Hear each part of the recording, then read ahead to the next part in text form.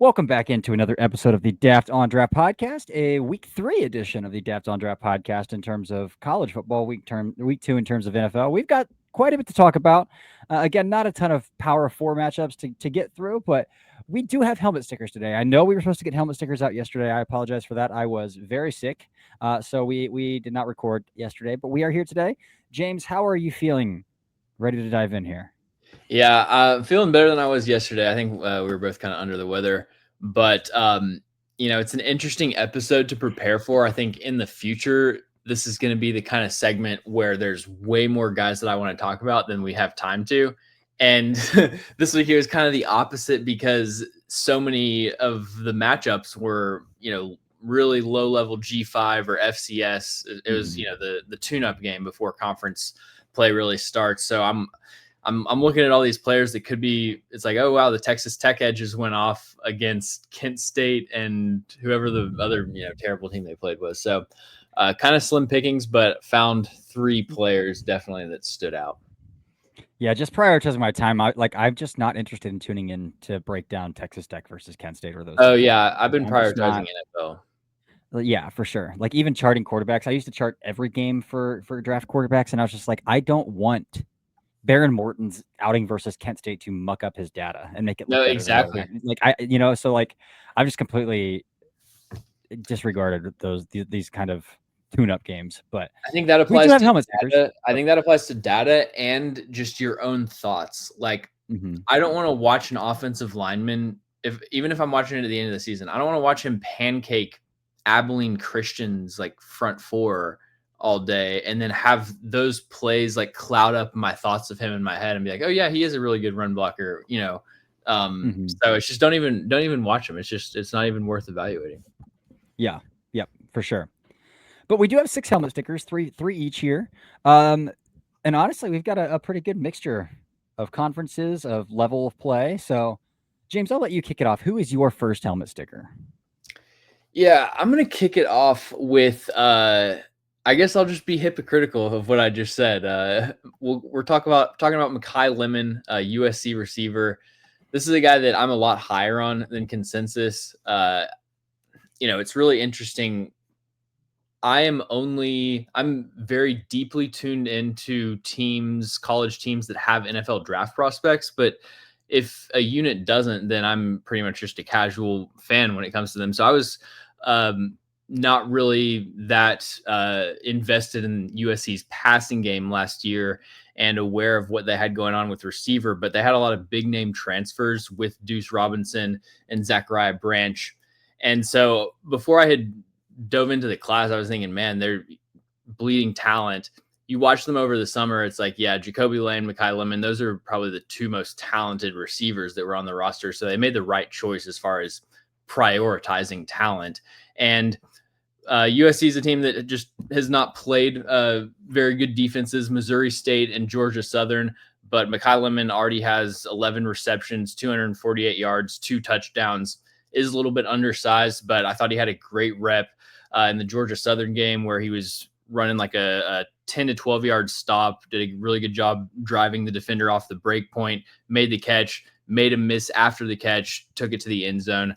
I think he's got inside, outside versatility, just a really crisp, smooth route runner, and my wide receiver 2 for the 2026 class. Interesting. I think he was my 3.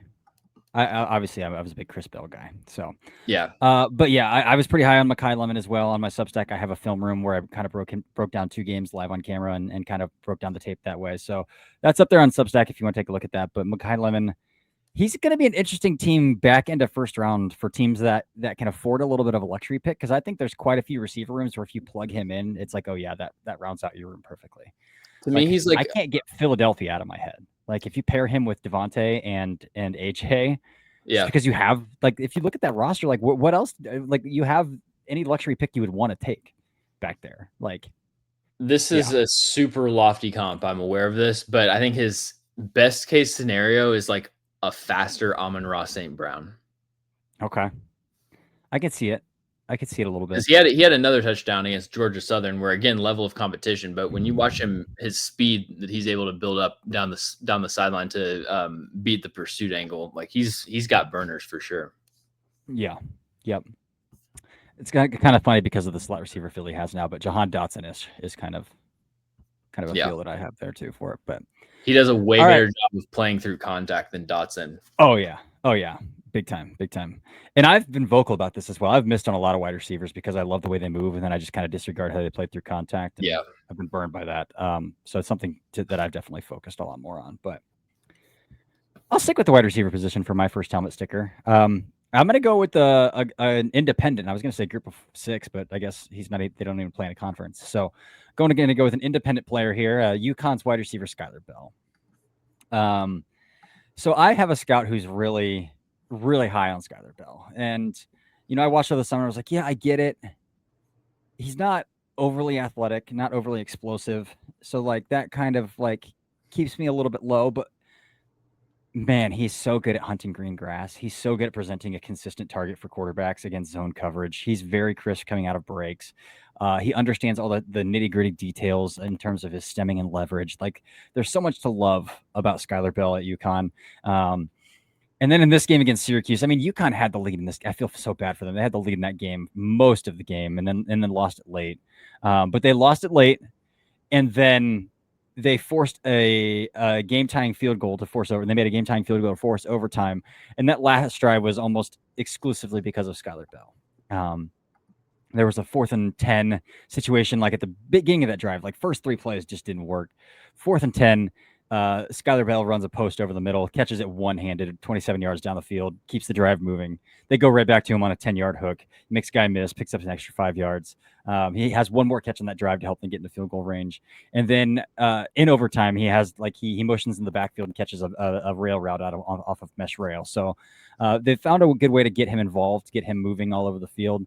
He wins at both Z and slot at the college level. I kind of think, just because I do think his athleticism, in terms of his explosiveness, long speed, is a little bit capped. I've been told he's going to jump really high. So like explosiveness in that regard, maybe not so much, but I don't see burners. So I do think he's going to be a little bit confined to the slot, but he's a really solid, really rock solid player. And he really had I was on the Shrine Bowl Spaces today. Galco asked me to co-host it, and the only comp that I can make for this performance in Syracuse was like the Greg Jennings meme video of like, I put the team on my back. Yeah. It's like he had a put the team on my back Greg Jennings performance late in that game. Right. So Skylar Bell's getting a helmet sticker for that. Yeah, when you sent in the list and then you went to go check on your daughter, I was like, let me just watch his targets. Well, I didn't realize that he was their entire offense. But yeah, I see what you like about him, and I'll definitely be keeping an eye on him moving forward. My second player that I want to highlight. So the thing is, if you're listening, you can probably guess from this who my players are. They all have the last name of a fruit or a vegetable, which I did not intend. But remember to eat healthy. That's paying homage to Dalton with that. I'll go with Austin Romaine, Kansas State linebacker. I think he is somebody who probably will be ranked lower on a lot of consensus boards and stuff throughout the process, because I don't expect a lot of people to be watching Kansas State football because of how bad they are. But he shows up every week for me. I think that week 0 is a really good auditioning point for players, because I'm so starved for watching new film that I'm just like, I'll watch anything. So it's a really good place to showcase yourself. And he had an excellent performance against Iowa State. He leads college football in a lot of the raw stat totals, but that's because he has 3 games of tape. And then also they played Army, who runs the ball the whole game. So he got 10 tackles, 8 stops in that game, week 2, which is what I'm giving him the helmet sticker for. Overall, though, he's just a rock solid player, 6'2", 245, slightly above average by NFL draft prospect standards in terms of his tracking data, and doing a lot better job of not missing tackles this year. I think that, he's somebody that I'm going to be keeping an eye on throughout the season. And I think probably top 75 pick, 75 to 100 is where I would put his range. Wow. That's lofty. It's lofty. All right. I am not a huge fan. Okay. But I haven't watched any of his 2025. Well, so. I didn't watch him in 2024. So he could have had bad tape last year. I don't know. Yeah. I'll see the defensive side of the ball here, and we have already got a repeat, by the way, a repeat player on these helmet stickers because you gave him a shout last week, and anytime a group of 5 player gets multiple week shout outs, it's probably time to take notice. Like Yeah. last year, it was Dalton. I feel like Dalton and I couldn't go an episode without talking about Harold Fannin Jr. Mm-hmm. It just felt like every week, and it's like lo and behold, Harold Fannin Jr. was a top 75 pick, and then his first week in the NFL, he leads his team in receiving yards. So, I feel like that says something when you can't get a group of 6, I guess now, group of 6 player out of your head. And for me, that's going to be Toledo's McNeil-Warren, safety. You brought him up last week for his outrageous ball production, and then you brought him up last week because he forced another fumble last week against Kentucky on a really sick peanut punch. Like coming across the middle, he just punched that ball out. This week against I was shocked when I looked at the score of this because Western Kentucky puts up gaudy numbers on offense. They just put up gaudy numbers on offense. And so when I saw that Toledo was up 31-7 at halftime, I was like, wow. But in this game, McNeil-Warren, ball production strikes once again, has a pick 6, takes it back to the house. So as a defensive back, when you can get your hands on the football that often, especially at his measurables, he's going to get the attention of NFL teams. Like, this is a top 100 player. This guy's going to go in the first 2 days of the draft. Unless he completely bottoms out or he goes to Indianapolis and just completely doesn't put on a performance that we think he should put on. But Toledo's got, 2 years in a row now, top 70 pick or top 65 picks in Quinyon Mitchell and Darius Alexander. This year it looks like they got another top 100 pick. So Toledo's building something up there, man. They've got some dudes rolling around up there. So McNeil-Warren is going to get my second helmet sticker here.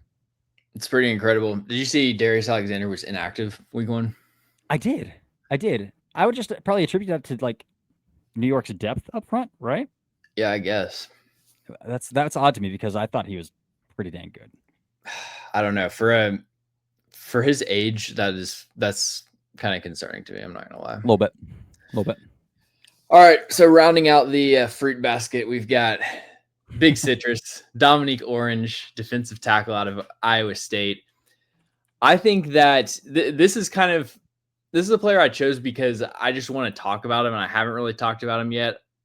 And I think he had a really, really strong performance against a guy that's going to get drafted in Logan Jones, Iowa center. I'm a little bit torn on him just overall as a player, but in terms of torn on all of those Iowa offensive linemen. Yeah, it's kind of like this classic great zone blocker going to be an issue in pass pro. But the good thing for Orange or for Big Citrus here is that what was so impressive about his tape is that he was beating Logan Jones on reach blocks. Like, he could not be reached in this game. He was fighting through, making plays in the backfield. I think he had 4 stop tackles. Yeah, 4 stop tackles in week 2. So Dominique Orange, not going to be a high volume pass rusher, but he's got some pass rushing juice where, like, if he's in there for a pass rush, he can at least give you like a secondary rush effort and provide some value there. And really, really high playmaking potential as a run defender. I love it. I was a big fan of Dominique Orange coming into the season, and he's done nothing to make us back off of that. In fact, he might have done enough for us to even put a little more lofty expectations on him. Yeah, Dominique Orange is a good football player. By the way, was dominant as a pass rusher over the second half of last year. That's always something I look for with like summer scouting, is how you finish the previous year. I think you've said you try to watch the last 3 games or something. I do something similar. So he, like, his best games that I've seen of him as a pass rusher were the last 3 games of the season. Yeah. He's a rock solid football player. So speaking of rock solid football players, that's where I'm going to go with my last helmet sticker here. And I think that's an appropriate way to start this off because I don't know if you've noticed it, but Kenyon Sadiq did not look like this on his last year's tape in terms of his body type. I didn't think so. You turn on his 2025 tape, and I feel like this dude has not like transformed his body because he's always been in good shape, but like he looks completely rocked out of his mind in terms of his body type and what the kind of work that he put into his body over the summer. I don't know if you feel the same way about that. Okay, so when I was guest hosting and we did our tight ends episode, I made like a comment about him being thin, kind of. And then I was going back and continuing to watch more, and especially more later in the season. And I feel like he looks a lot more filled out over the back half of last year. So I don't know. He kind of looks different in different games, but I agree with you generally that my initial impression of him is that he's this kind of flex uh, tight end that gives outstanding effort and has great technique as a run blocker, but he's going to have these size limitations. Now I kind of look at him as like, okay, this is more of a not necessarily prototypical, but he checks the boxes. It's not even really, it's not like you're going to be a part of the conversation, really. Yeah, yeah. And so in this game, Kenyon Sadiq only caught 2 passes. I'm not here to give Kenyon Sadiq a helmet sticker because he what he did in the passing game. Right. I'm here to give Kenyon Sadiq a helmet sticker for what he did in the run game against Oklahoma State. Like from the jump, like you go watch that long Jordan Whittington run. Whittington's like 30 yards upfield, and he's still finishing his block like 30 yards behind the play. It's just a hilarious like rep to start that game with. They throw a bubble where he buries a guy, like buries the nickel out into the boundary as well on a little screen out wide. Just like an overly dominant blocker in this game. Again, there are some reps where he gets out over his skis a little bit. Sure, that happens because he's a tight end trying to block ends and block linebackers. Like that's going to happen every once in a while. But what he's doing as a run blocker is very impressive. It's very impressive. And so like that deserves a pretty big shout, I think, when we're giving out these helmet stickers, especially at a position like tight end where like, yeah, you want the guy to make some plays in the passing game. But like, if you want this guy to be on the field for 3 downs, like they've got to at least not be a liability out there. And Sadiq's not only proving to check a box of like, he can hold his own, but like he's pushing people. He's pushing like people a around. value add. Yeah, he's a value add Not as a run blocker. Up the play. I'm totally with you. And I think especially in this class, he's going to stand out even more because of that, because there's no traditional Y tight ends, even the guys that have size that you think might be better in the run game, like Joe Royer, like he's not a good run blocker. So yeah, it's also like 30-inch arms. So. Right. Exactly. So yeah, I was really impressed with Sadiq. I watched his targets and stuff first, and I was like, okay, yeah, really athletic, got some upside, but low sample size. Then you watch him in the run game, and it's like, man, I was not expecting that, but he gets after it. He does indeed. All right, James. Well, we got through helmet stickers pretty quickly there. Why don't we spend a little bit of time here just talking about the week 2 slate, some other takeaways that we might have had, like going through some of this tape here. What are some other like larger themes, larger takeaways that might have stuck out to you? Yeah, I think John Mateer is somebody that we definitely need to get to either in a later episode this week or next week, but was really impressed with his performance against Michigan, and watched him after I like talked about quarterbacks, wrote about quarterbacks. So I haven't really given as much of a take on him. I wasn't as high on his 2024 tape as some people were, picking him to win the Heisman, but I am very impressed with what I've seen so far. Yeah, Mateer, I did a live charting on the Substack, the video breakdown of all of his dropbacks, charting all of his dropbacks, and he's got some really impressive throws. Like he read out a cover 6 trap and just like hit the whole shot into like right over the buzz corner for like 20 yards down the field. I wanted to give Deion Burks a helmet sticker too if I had another one, because I thought Deion Burks was really awesome in this game too, but he dropped a fade right into Burks' outside shoulder down the field in that game as well. With Mateer, I feel like he needs to start to learn how to feather some footballs a little bit better. Right. There's a lot of instances where it's like 2 instances in this game in particular. There's a slot fade I thought he could have bucket throwed instead of trying to throw everything on a line, because he's got the arm to throw everything on a line, but and he hit the defender in the back, like throwing a slot fade instead of throwing a bucket over the shoulder of the receiver. And then there was another one where his receiver had the defensive back beat by probably 1.5 yards, and he just if he just throws it a little more loft, a little bit more over the top, it's probably a touchdown, and it ends up hitting the defender in the hands, and the defender's able to get his head around and get the hands on the football. So some touch issues I still think are there with Mateer. Still a little bit of decision making where I'm like, I don't know why you're working against the numbers, like post snap, like deciding pre snap to work against numbers, I guess, in some cases too. But there's definitely a lot to like about Mateer's athleticism and his arm for sure. Man, I think one big takeaway that I have is like, I think this quarterback class is outside of potentially a rise from Mateer, like this quarterback class is exactly what I thought it was through 2 weeks coming into the season. Like I still feel like my evaluation of Nuss is always going to have a ceiling.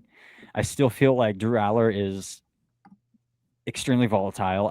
So like outside of Dante Moore, outside of Mateer, the other thing there is Klubnik. I was a little bit higher on Klubnik coming in, but like I'm almost completely out on Klubnik after 2 weeks of college football. Yeah. Um, See, here's the so thing. I agree with that, but it's like I agree that it's exactly what I thought it was in the sense that I thought it was a complete like crapshoot. yeah, yeah, that's exactly what I thought too.